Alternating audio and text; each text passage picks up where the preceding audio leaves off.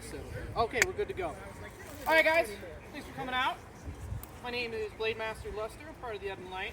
Been fighting for about 16 years now. This year, I think. So, yeah, we're gonna just get right into things. I see there's a bunch of different lengths of reds out here between like min and like 5 and 6. Sixes. I got a 6 over there too. So a lot of the stuff that I want to go over today is going to teach you guys how to analyze fights better while in the fight. Okay, it's going to teach you better fakes and footwork, which overall is going to transition to everything that you're going to learn in your journey of red. Okay. Before we do that, there's a few things, some vocabulary stuff, because I got weird terminology I like to do, that I want to fill you guys in on, so that when we start bringing it all together, it's going to make a lot more sense. Okay. If at any point there's something that you like, what the fuck does that mean, or something like that, raise your hand, I'll go over it, okay? So I just want to make sure we're all going to be on the same page. I ramble a lot, so I got some cliff notes here, and we're just going to start pumping right through things, okay? All right, so first things first, okay? When I fight, or just red fighters in general, or any fighter, there's always ways to read directions, where a shot's coming from, you know, what stance is your opponent in, or anything like that. People like to use, you know, hands on a clock, shit like that, or just normal, just up, down, left, right type of thing. I have a way of doing it. I've learned it from the book of 5 Rings. It's called attitudes, okay? An attitude is basically, again, layman's terms, just a stance, pretty much, okay? If Wayward has his sword, you know, above his head or at a high thing, he's in the upper attitude, okay? So I know a majority of his shots are probably all coming from around here, okay? You have the center or neutral attitude, okay, which is just a base stance that a lot of people adapt, so you can throw good stabs or tiny little quick chops if you need to be. And then the other ones, you have your left and right, okay? So you don't see too many fighters doing this too much, but you'll see fighters being stances like this, or if they're lefty, it's kind of the other way, okay? A lot of people refer to these as lanes, outside lane, inside lanes. And then you got a lower attitude, okay? Usually down here, people doing fool's guard or trying to do upcuts and stuff like that, okay? Makes sense? The other attitude, which is the most important one, is the void or no attitude, okay? And that's an attitude that does not exist adjacent to any of the other ones. Example. If I'm fighting Wayward, okay, and I'm adapting the upper attitude, okay, what's the void or non-existing attitude? The lower one, right? Okay? So how can I use that to my advantage when throwing a shot against him? Okay? He knows my sword's coming from up here. If I shift my arms down or something, he can shift and be like, okay, it's going to be from here. But how do I bring it low? How do I get to that non-existing attitude? I can come in high, pump, and throw an upcut. See, that shot came from here. Okay? Same thing goes for left and right attitudes. Okay? This is a simple, so I'm going to hit you on that side, where I can go here into there. Okay? A lot of it is having your understanding what your opponent is reading on you and how we're going to flip it. Okay? Attitudes kind of make sense for everyone on the same page. Directions and directions that don't exist. Simple. Okay. That's going to get into the next part. I take my notes. Got attitudes. We're going to talk about initiative. Okay? Initiative isn't necessarily who's doing everything first. You know, who's taking the first shot or first step or whatever like that. All fighting, red fighting, spear, whatever, initiative is very important because it's who has control of the fight, you know? When we go in, we're both at 0. If I'm stepping towards Wayward and he's stepping back and kind of reacting, I'm controlling him. I'm making him do whatever I kind of need to do. I'm at 1, he's at 0. His goal is to bring me back down to 0 or bring himself back up to 1. The way he can do that is maybe doing a fake or a stutter step, or even throwing a shot to make me go, oh shit, like this. It's that constant tug of war, which is initiative, okay? So initiative, though, is how you're able to do shots that aren't safe. When I say safe, in this case, not literal safety, but if I go throw a shot at him like this, I'm kind of boned, you know? But if I've established initiative, whether it be presence of intimidation or he's not sure what I'm going to do, I can throw a shot like that and he could step back, you know? Or he could just not do anything and hesitate. that's why understanding when you have the initiative is very, very important, because you can pull off things like that and set your opponent up for something else. Where you can come here, if he doesn't know what to do, fake, throw a shot over here or something. Okay? Using attitudes is the best way to do that. If I come up, same examples before, and I go, whoa! You know, I went like this. He can cut my fucking guts out whenever he wants. My sword's placed behind me. It's got to come all this way. But he didn't do anything. You know, he hesitated. He's waiting to see what I was going to do. And then I was like, oh, I have initiative. Now I can do what I need to do. Get the kill on him. Make sense? Oh, they're on initiative? All right. So initiative is basically control of the fight and understanding when you're safe to do things that are dangerous because you know your opponent's not going to react, or you can force them to react in situations in your favor. Make sense? Yo, Gucci? You guys are awesome. All right. Next thing, okay? We got two more layman term things we gotta go over, and we're gonna start bringing it all together. So, another way that I like to fight, and I try to, you know, when people always ask like, Buster, how do you throw shots so quick? You know, like how do you like do you like play baseball or anything? Like, you know, some people like, you know, Blademaster buys, like, oh, I got used to using pickaxe a whole bunch. You know, how do you get that muscle memory to throw a really fast shot? And being able to do, you know, like said, oh, I'm in this attitude, now I'm gonna be in this attitude. Like, how do you do that? How do you do that so quick without going like here, oh shit, here? And it's a terminology I like to use called folding fans. Okay?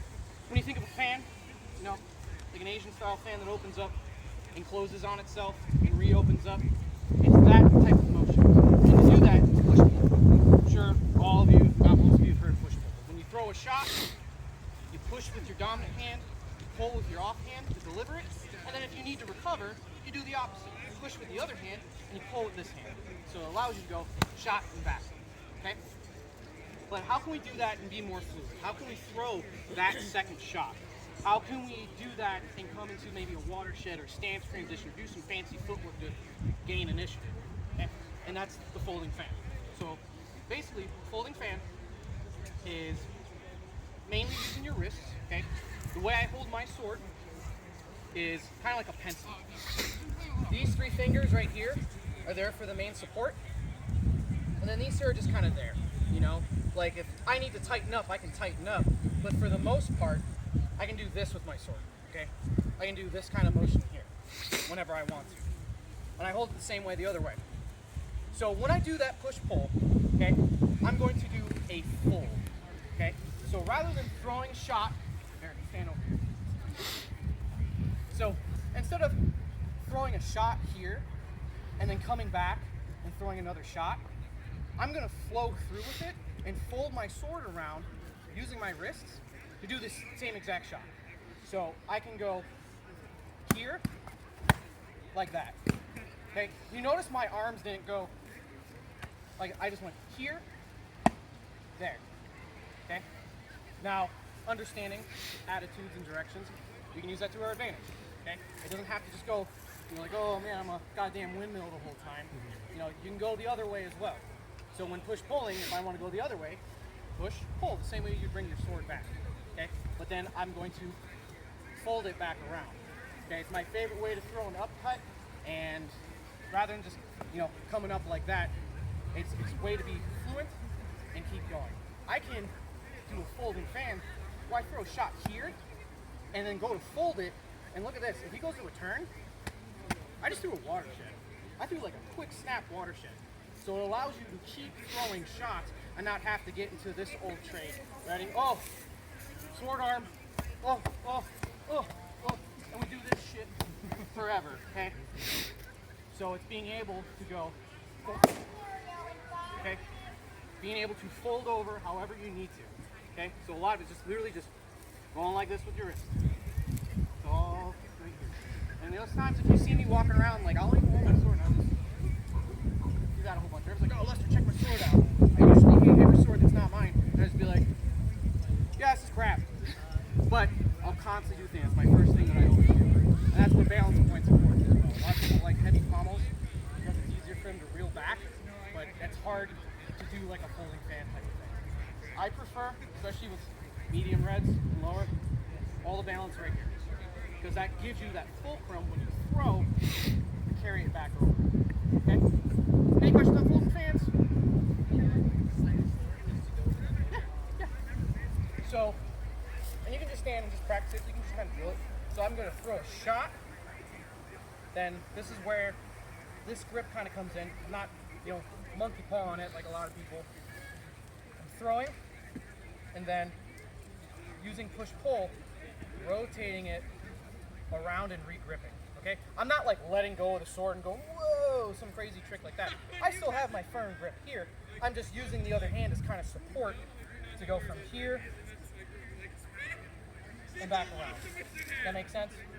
So throw, throw. You can start using more of your arms and hips and stuff into it, but the key is to using your wrists more, okay? And it just stops this whole shenanigans. And, a red fighter that has their sword here, their tip up, they're in a bad spot. Because then he can just close on me and I got like, oh shit, where do I go? We've all been there. So, any questions on folds? Damn, we're getting right through here. The hammer just slides out. Okay. The last thing, and probably the most important and my favorite thing, all these shots and all this understanding and stuff doesn't really matter unless you got footwork. Footwork's always the hardest thing with any type of fighting, and that's actually going to determine the better fighter. Okay? Now, an issue that I see with a lot of people is everyone fights extremely linear. Okay? I'm not just saying that because of like my style of fighting, but there's so many things I can improve without red fighters fighting linear.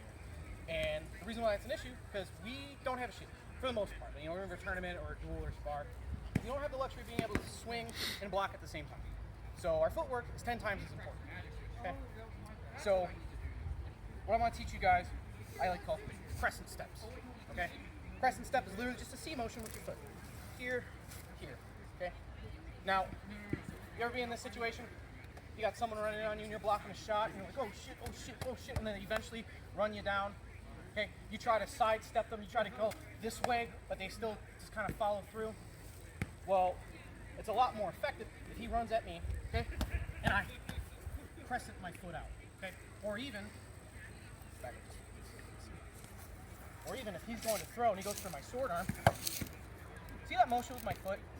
I didn't go step, I did that, okay, I threw that quick C motion. What that can also do, okay,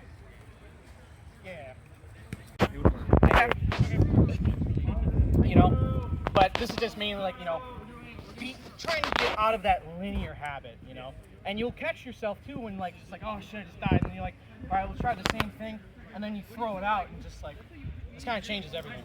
You can even reset the fight too. If he's hammering on me, I don't get a kill or anything, I can just go from here at the ground for a second to get to the right. Oh, he's still going this way? He has to realign with me, because now I sidestepped him.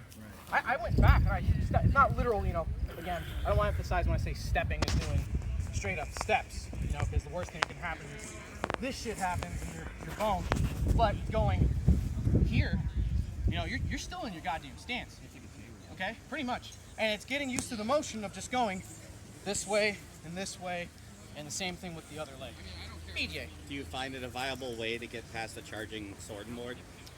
Yeah, you can do it in the same sense, like sword and boards, like I like to do like, the raindrop, but even you see my foot, like it's so just kind of built in where it's just getting around. It's that hard angle turn. So even if you go to do the high cross, it's the same thing of coming here and throwing there. Make sense? Okay. Any more questions before we start to wrap some stuff and do some fun shit now? Going through? Yeah. Oh, you can watch the video. Camera. I'll tell you more later. Camera died in the middle of the C-step, so. And keep in mind, all of this, of course, applies to all lengths of red. Now, obviously, if you got an 8-foot and you're holding it like this, it's pretty much a pole at that point or a spear, so it's a little different. But, you can do it, like I do it with 6-foot all the time. I got a 6-foot full blade that I do that shit with constantly. So you got to feel it out. It's something that you kind of have to drill a little bit more and just get a practice buddy and just work on just doing this. Seems silly, but it's dancing, pretty much.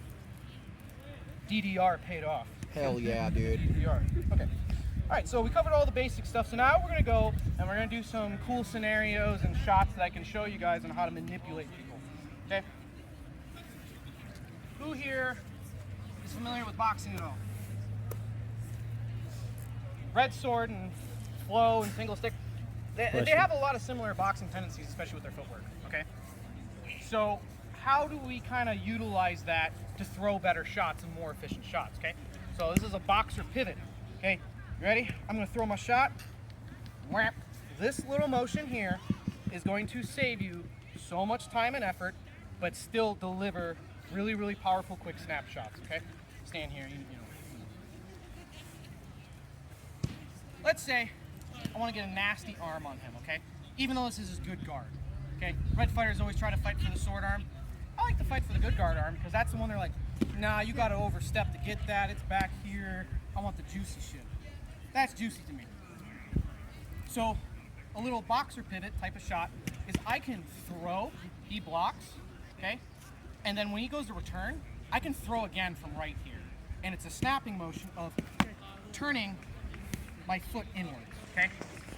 That little motion. You don't have to go a big step or even crescenting into it, but you can slow down the shot and you can speed it up the same way. I'm gonna come in, you know, I can just go in. I'm not going shot, I can come here, snap, okay? Does that make sense? It's a good way to get double taps on people as well, okay? Rather than just going here, come back here, you can go here, here, okay? It's gonna put your hips into it and get that generation to snap, okay? You can even change it up. You can go here, under, get a leg, get a hip, up, scoop it, whatever. At a restaurant. Okay. When you get into a duel with someone, a tournament, okay?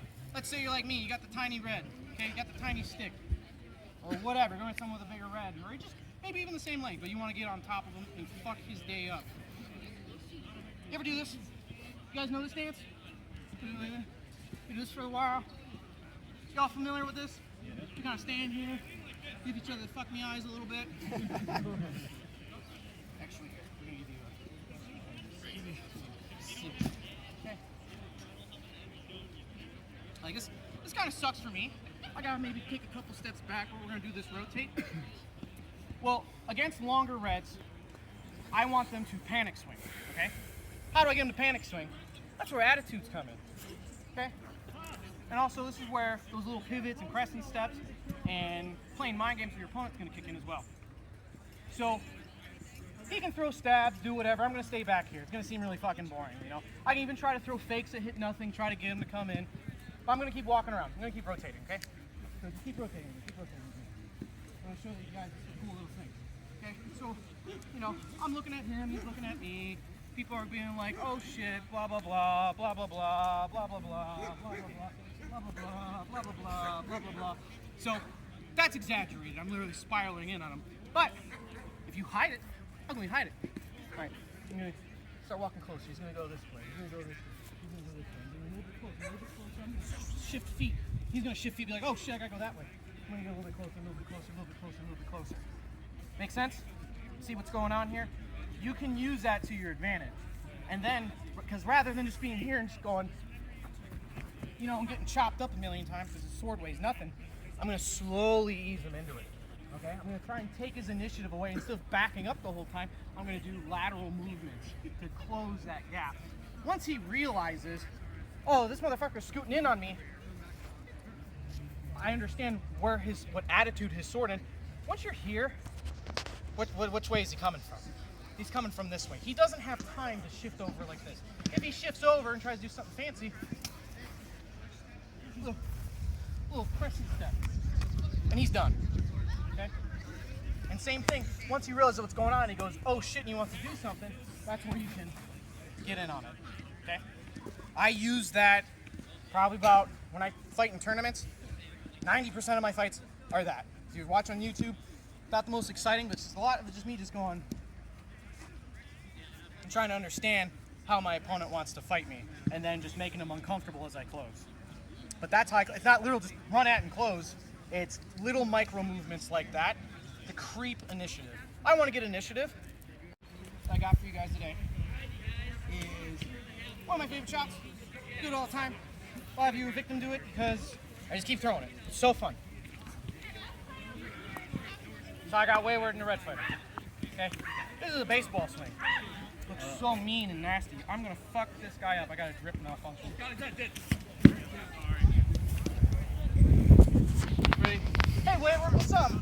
Oh, hey, what's up? Okay, ready? Okay, I'm kind of new to this.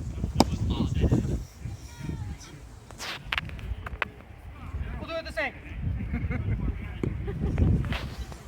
Wayward is it? Wayward G-spot or something? Oh, tap sword? Cool.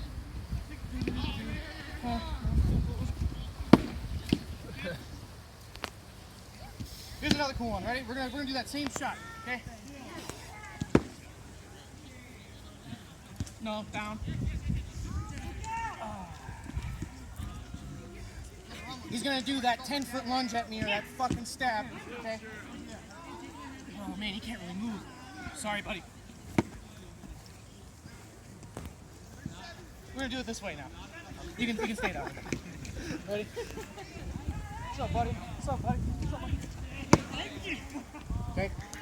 Skipped a little bit. I threw some momentum, a little hop in it. But look, ready? Here. Whoa, big deep crescent. Back hack. Okay, you can do it with the flat too. You can rotate a little bit, even with the front blade, or just even the back of it. Okay? I see people blinking at me like, yeah, that shit sucks. I hate it when you do it. You can stand up. That is a great example of using pressure to get initiative. Okay? It's a great way of abusing attitudes and understanding of where your shots are going to come. I am throwing a heavy coordinated. I'm in the rightmost attitude, or if you're lefty, leftmost, whatever, we play baseball. But then I'm alternating. I'm flipping around to hit you at the angle you're not expecting, the one that's non-existent. I'm going to get a kill real quick. All right, anyways. It's the extreme, okay? All reality, how can he kill me when I do this? How can he kill me when I do it? He just hits me, okay? But when I'm just like, yo, baby, I'm bringing the fucking heat. And he goes, oh, shit. Okay? Little crescent, getting around, and throwing, and hooking in the other way. Okay? Again, from this side. I'm gonna be in the right attitude. Holy shit, here it comes, buddy! Okay? Right attitude, exaggerated, non-existing attitude. Big opening. Probably least expecting to come because I'm delivering it here. I'm going to throw a little fold in the crescent step and get in there and get that hit. Okay? Really fun one. Okay? So, that's pretty much it, what I got for you guys today. Any other questions about anything? How do I do this with longer weapons or anything like that? No questions? I do. The longer weapons, like a wave or something, is it like the same or just? Baseball swing. Maybe not that. I'm not A little bit differently. But you can still fold with this. When you start going up in length, you have to use your arms a whole lot more. That's why I like starting at min, my favorite weapon type, because those body motions and mechanics are going to teach you how to do all that crazy shit. And then as you move up, you got to be like, okay, can't quite fold this all the way around me. You know, it takes a minute. How do I adjust it? Got to use a little bit more of your arms. Now, it's a big jump going from min to 6 foot trying to do it, but like min to 55, then 55 to 5 foot, and 5.5 and 6. And you can start to translate that stuff. Not all of it works the same, but like I can still kind of fold with this. I can throw a shot here and do a little one like this. You know, you have to maintain your hip control a little bit more. I'm not gonna, you know, bring it all the way around me like this as much, but you can still throw a little fold and snap, you know. See, when I do that snap, I'm going fold around, watch this foot, snap. I'm extending myself forward with my hip by just rotating my foot, pivoting it in. Okay, does that make sense to you? Yes, thank you, appreciate that. Gotcha. All right. Oh yeah, we're almost done. We're wrapping up.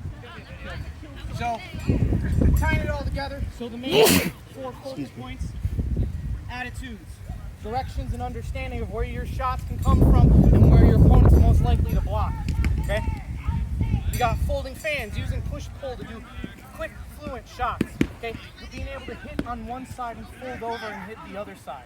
Okay. Initiative, being able to control the pressure of a fight, or understanding when you're falling for your opponent's bait, or you kind of like feel them out, they're gonna be intimidated and let me do what I want to do. Okay. And then again, crescent steps, probably the most important one. Doing those C motions, okay? To get really deep angles on your opponent when you're on the defense and when you're on the offense, okay? Any other questions before I wrap it up, guys? You can always contact me, Facebook, Brotherhood of Red. Find me here, ask me to spar. I hate field fighting. So if you guys ever just want to pick up swing stick, I'll go until my hands don't work anymore. Okay? Thank you guys all for coming. Enjoy all the work.